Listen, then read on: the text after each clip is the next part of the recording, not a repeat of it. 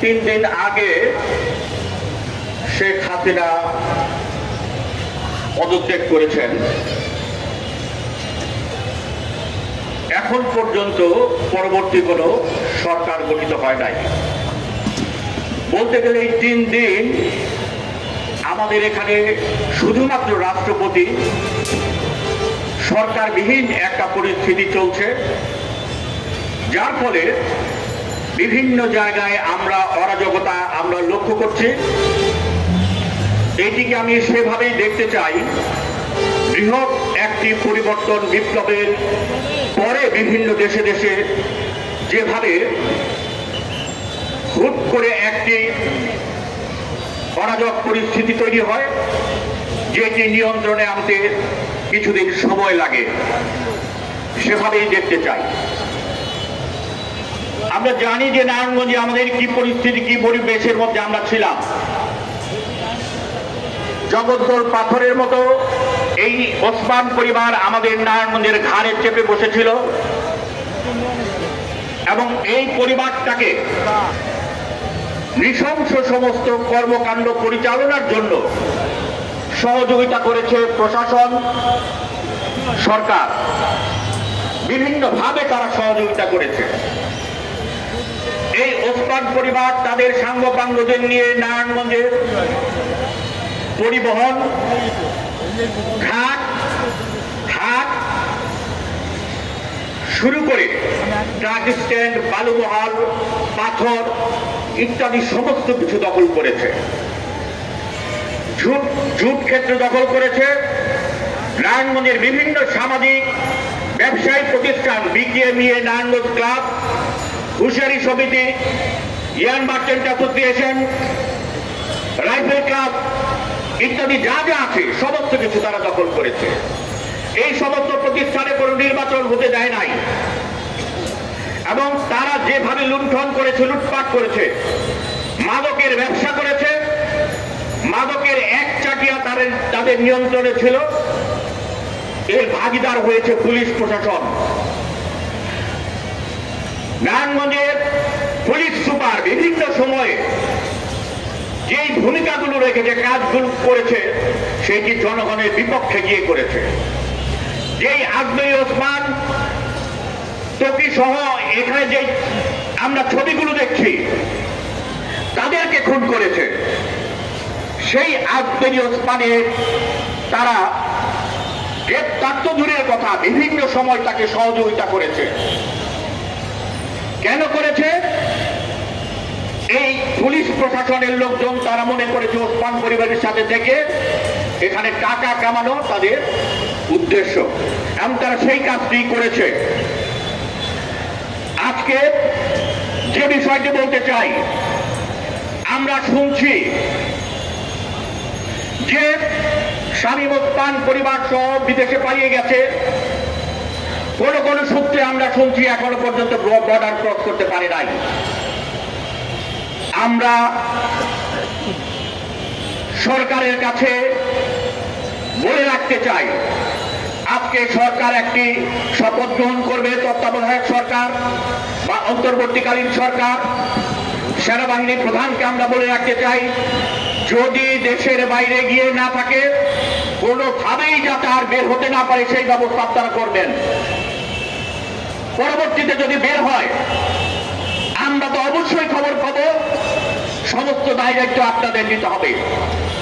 কারণ যেই শেখ হাসিনা অসংখ্য হত্যাকাণ্ডের খুনি হিসেবে পরিচিত, চিহ্নিত, আপনারা ইতিমধ্যেই তাকে দেশ থেকে পালানোর সুযোগ দিয়ে আপনারা অপরাধ করেছেন, আপনারা জঘন্য অন্যায় করেছেন, তাকে শাস্তির আওতায় আনা থেকে আপনারা বিরত রেখেছেন। তাই আপনাদের হুঁশিয়ারি করে দিতে চাই, আপনারা পরবর্তীতে যা করবেন হিসাব করে করবেন। জনগণের বিরুদ্ধে গিয়ে কোনো অবস্থান গ্রহণ করবেন না। আমরা যে বিষয়টি লক্ষ্য করছি, যে এই যে বিভিন্ন সেক্টরগুলো আওয়ামী লীগ এবং ওসমান পরিবারের তারা দখল করেছিল, ইতিমধ্যে বিভিন্ন বিএনপির লোকজন এই হাট, ঘাট, মাঠ, পরিবহন ইত্যাদি ইত্যাদি তারা দখল করা শুরু করেছে। আপনারা কি মনে করেন? আমি বিএনপির নেতৃবৃন্দকে সেখানে বলতে চাই, এদেরকে সামাল দেন। শেখ হাসিনার পরিণতি দেখেন, আবার বাংলাদেশকে সেই জায়গায় নিয়ে যাওয়ার চেষ্টা করবেন না। যারা আজকে সেখানে বিভিন্ন জায়গায় ভাঙচুর করছেন, তাদেরকে বলতে চাই, মনে রাখবেন, হ্যাঁ 15 বছরের নিপীড়ন নির্যাতনের একটা ক্ষোভ রয়েছে, দুঃখ রয়েছে, বেদনা রয়েছে, সেই জন্য এই যে একটি বহিঃপ্রকাশ হয়েছে, কিন্তু এইটি দীর্ঘায়িত হতে পারে না। আপনারা এইসব বন্ধ করেন। কেউ কেউ মনে করতে পারেন হাসিনা সরকারের পতনের সাথে সাথে এইটা হয়তোবা পাকিস্তানি ধারায় বা আফগানিস্তানি ধারায় আরেকটা সেখানে মুসলিম দেশ হয়ে যাবে। বোকার রাজ্যে বসবাস করবেন না। আমরা যে বিষয়টি চাই, এই যে 24-এর গণ অভ্যুত্থানের মধ্য দিয়ে, সেইটি হচ্ছে 1971-এর বাস্তবায়ন, মুক্তিযুদ্ধের চেতনার বাস্তবায়ন। যে মুক্তিযুদ্ধের চেতনার কথা বলে শেখ হাসিনা, আওয়ামী লীগ, তারা এর বিরুদ্ধে দীর্ঘদিন কাজ করেছে। 15টা বছর মুক্তিযুদ্ধের এই মূলা ঝুলিয়ে তারা শোষণ, নিপীড়ন, নির্যাতন করে প্রতিপক্ষ রাজনৈতিক দলকে ঘায়েলের সেখানে হাতিয়ার করেছে।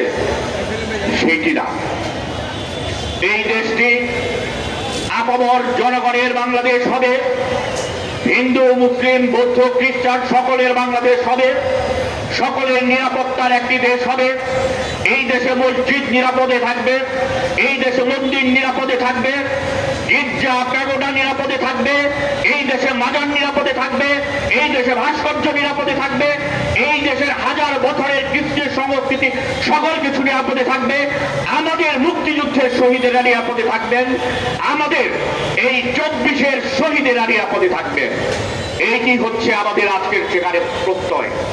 সুতরাং এইটিকে অন্য কেউ কোনো কিছু মনে করতে যাবেন না। আমরা বলতে চাই জেলা প্রশাসককে, আপনি দেখেছেন যে কারা কারা অস্ত্র বের করে বিভিন্ন সময় ত্রাসের রাজত্ব কায়েম করেছে। এবং এই যে কিছুদিন আগেও এই যে শামীম ওসমান, তার ছেলে অয়ন ওসমান, তার ভাতিজা আজমেরী ওসমান, এবং এই তাদের শাহনিজাম এবং একজন সাংবাদিক অস্ত্র বের করে, তথাকথিত সাংবাদিক যেইভাবে প্রকাশ্যে ঘুরে বেরিয়েছে, তার সৃষ্টি করেছে। এরা যদি দেশের বাইরে গিয়ে থাকে সেটি ভিন্ন কথা, যদি ডাগিও থাকে, আপনি এদের অস্ত্রের লাইসেন্স বাতিল করুন, এদের বিরুদ্ধে মামলা রুজু করুন। এই অস্ত্রের কারণে যারা দেশের জনগণের বিরুদ্ধে অবস্থান গ্রহণ করেছে তাদের বিরুদ্ধে ব্যবস্থা গ্রহণ করুন। আমরা যে বিষয়টি বলতে চাই, যে এই যে পরিবহনটি দখলে ছিল শামীম ওসমান এবং তার বাহিনী, এবং এই পরিবহনে তারা বলেছে যে তারা প্রতি মাসে এই ওসমান পরিবারকে কত টাকা দেয়। 2012 সালে আমরা এই নিয়ে আন্দোলন করেছি। আমরা সেখানে বলেছি যে ওসমান পরিবারের, এখানে বন্ধন পরিবারের, তারা সেখানে র্যাবকে চিঠি দিয়েছিল যে ওসমান পরিবারে কত টাকা, নাসিম ওসমানকে কত টাকা দেয়, শামীম ওসমানকে কত টাকা দেয়। তখন আমরা বলেছিলাম ওসমান পরিবারের এই চাঁদা বন্ধ করুন এবং ভাড়া কমিয়ে আনুন। ওসমান পরিবার বিতরিত হয়েছে। আমরা আর কোন ওসমান পরিবার না যাতে দাঁড়ায়, আমরা সেই বিষয়টি চাই। প্রশাসনকে বলবো, চাঁদা বন্ধ হয়েছে, নারায়ণগঞ্জে এই পরিবহনের ভাড়া কমানোর জন্য দ্রুত আপনি ব্যবস্থা গ্রহণ করুন। এবং সেই জায়গায় আবার আরেক চাঁদাবাজ বসবে এবং এই যে নারায়ণগঞ্জের মানুষের ঘাড়ে চেপে থাকবে, এইটি আমরা বরদাস্ত করব না। আমরা আজকে এই বিষয়টি আপনাকে আমরা সতর্ক করে দিতে চাই। আমরা যে বিষয়টি বলতে চাই, এই যে ছবিগুলো দেখছেন আপনারা, আশিক, চঞ্চল, বুলু, মিঠু, এদেরকে হত্যা করা হয়েছে এবং এই হত্যাকাণ্ডের মামলায় কোথাও ওসমান পরিবারের আব্দুল ওসমানের কারো নাম নাই। মিঠুকে যখন প্রকাশ্যে জামতলায় দিনে 2টা বাজে হত্যা করে আকবর ওসমান দাঁড়িয়ে থেকে ফতুল্লা থানায় মামলা দিতে গিয়েছিল, ওসি মামলা নেয় নাই, বলেছিল এই নাম বাদ দিলে মামলা নেবে। আকবর ওসমানের নাম বাদ দেওয়ার পরে মামলা নিয়েছে। এইভাবে তারা ওদেরকে পাহারা দিয়ে রেখেছে। এই মামলাগুলো আলোর মুখ দেখে নাই, তাই সারা বছর চার্জশিট দিয়েছে, যেগুলোর মধ্যে থেকে অপরাধীদের আড়াল করার চেষ্টা করা হয়েছে। তোকে হত্যার যে অভিযোগপত্র তৈরি করেছে র্যাব, সেই অভিযোগপত্রে আকবর ওসমানের নেতৃত্বে 11 জনের নাম এসেছে। আমরা সেই সময় র্যাবকে বলেছিলাম যে এই হত্যাকাণ্ডের নির্দেশদাতা হচ্ছে শামীম ওসমান এবং হত্যার সাথে জড়িত হচ্ছে শামীম ওসমান ছেলে অয়ন ওসমান এবং তার ভাতিজা, তারা মিলে এই হত্যাকাণ্ডগুলো সংগঠিত করেছে।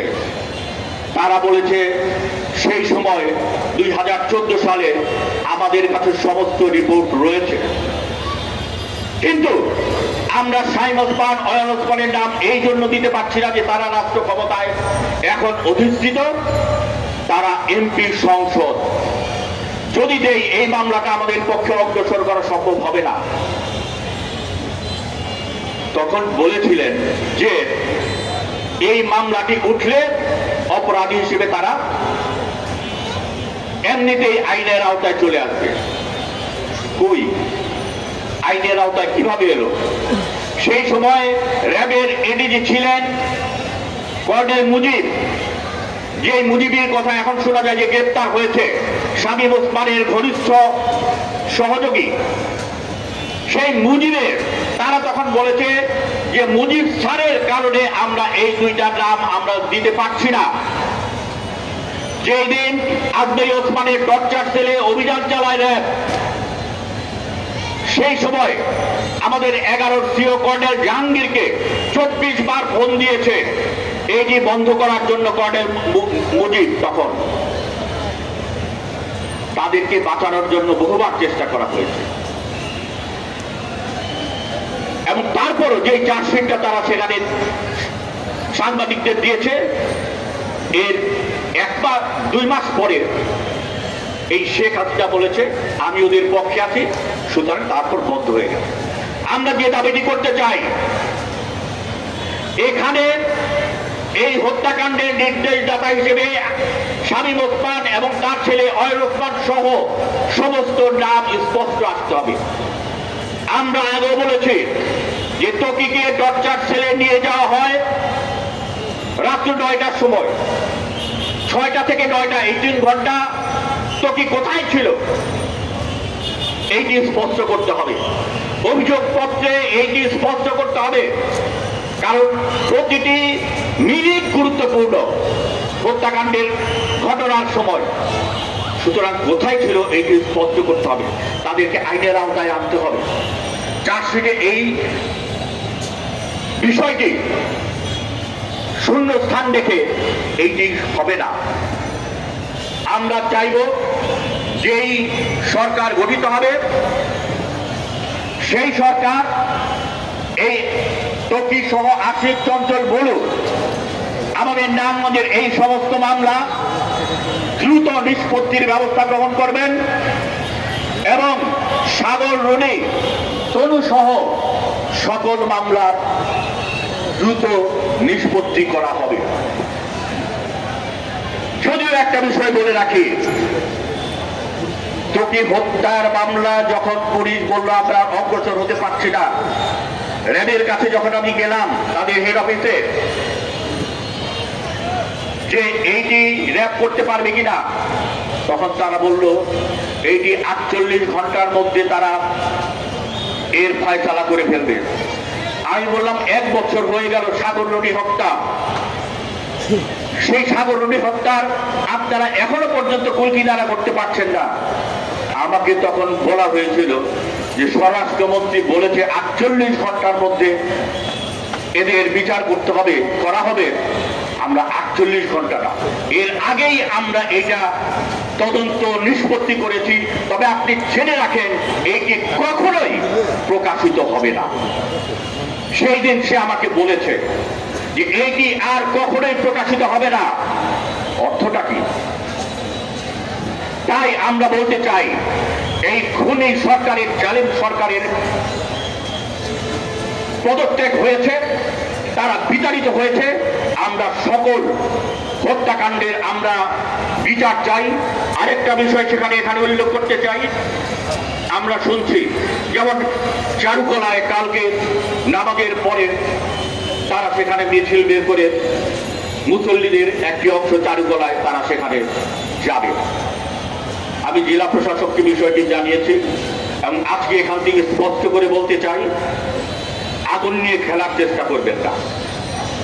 হ্যাঁ, আমি আপনাদেরকে সাধুবাদ জানাই যে আপনারা বিভিন্ন মন্দিরে, বিভিন্ন জায়গায় যেভাবে আপনারা পাহারা বসিয়েছেন, এটাকে আমরা সেখানে সাধুবাদ জানাই, সম্প্রীতির জন্য আপনাদের এই ভূমিকাকে।